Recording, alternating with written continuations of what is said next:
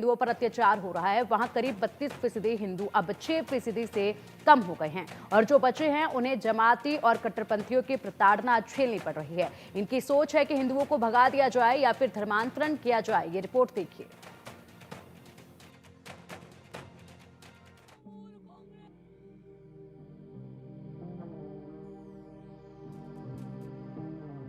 ममता के मंत्री का ऐलान, राज करेगा मुसलमान। जिस दिन बराबर मुसलमान, मुस्लिम देश बनेगा हिंदुस्तान। मन का आया जुमा पर फिरहाद हकीम की सुनिए तो। हम एक ऐसे कौम से हैं जो कौम बंगाल में तो हम 33% हैं। ये हैं फिरहाद हकीम। ममता दीदी के विशेष आशीर्वाद और गलतियों के बाद भी कोई सजा इन्हें नहीं मिलती है। मंत्री हैं, कोलकाता के मेयर हैं फिरहाद हकीम, जो अक्सर जोश में होश खोकर बेलगाम कुछ भी बोल जाते हैं। विवादित बयानों से फिरहाद हकीम का शुरू से चोली दामन का रिश्ता रहा है। अब एक बार फिर फिरहाद हकीम ने जो जहर उगला है वो इनके और इनके जैसे लोगों के मंसूबे साफ जाहिर करते हैं।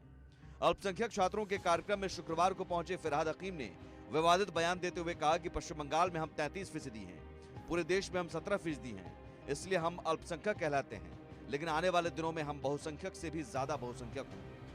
हम एक ऐसे कौम से हैं जो कौम बंगाल में तो हम 33% हैं, मगर हिंदुस्तान में भी हम सिर्फ 17% है और हमें माइनॉरिटी कम्युनिटी कहा जाता है।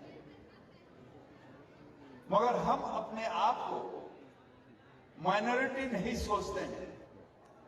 हम सोचते हैं अगर अल्लाह की रहमत है हमारे ऊपर, अगर तालीम हमारे साथ है,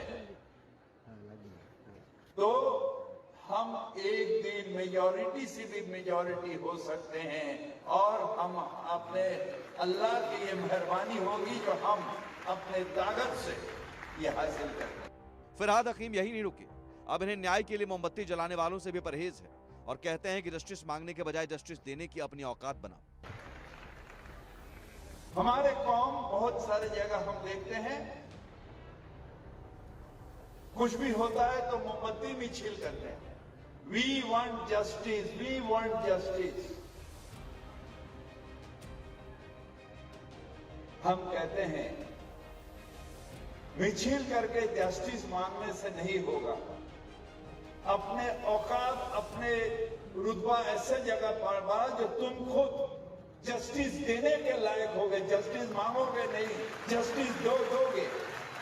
ममता के मंत्री फिरहाद हकीम के इस बयान पर बीजेपी ने कड़ी प्रतिक्रिया दी है।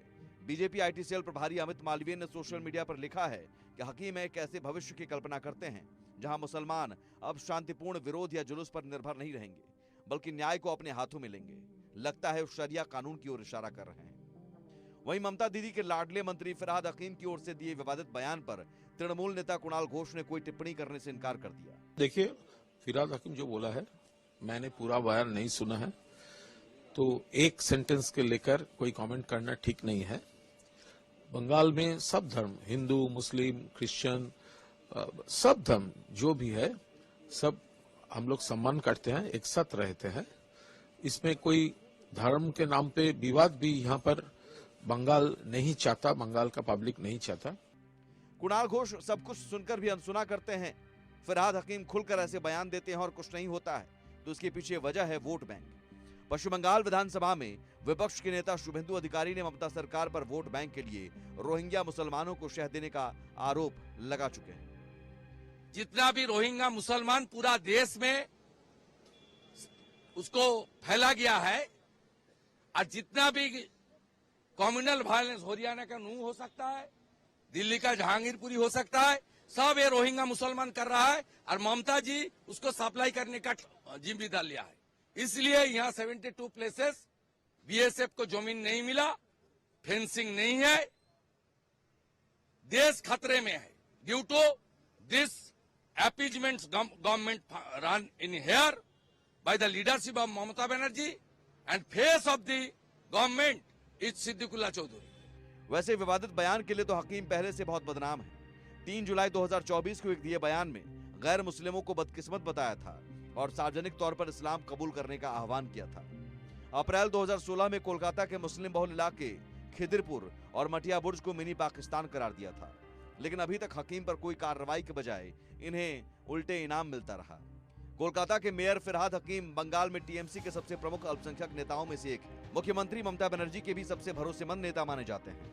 विधानसभा में वे कोलकाता पोर्ट सीट से प्रतिनिधित्व करते हैं और पिछले कई बार से इस अल्पसंख्यक बहुल सीट से लगातार जीतते आ रहे हैं। 2011 में ममता बनर्जी के बंगाल की सत्ता में पहली बार आने के बाद से ही वे लगातार मंत्री पद की भी जिम्मेदारी संभाल रहे हैं। ममता बनर्जी के नेतृत्व में लगातार तीसरी बार बनी सरकार में भी उन्हें मंत्री बनाया गया और फिलहाल वो पश्चिम बंगाल सरकार में शहरी विकास और नगर निगम मामलों और आवास के कैबिनेट मंत्री के रूप में भी कार्यरत है। सवाल है कि क्या सियासी वोट बैंक के लिए ऐसी जहरीली सोच को बढ़ावा दिया जाता है?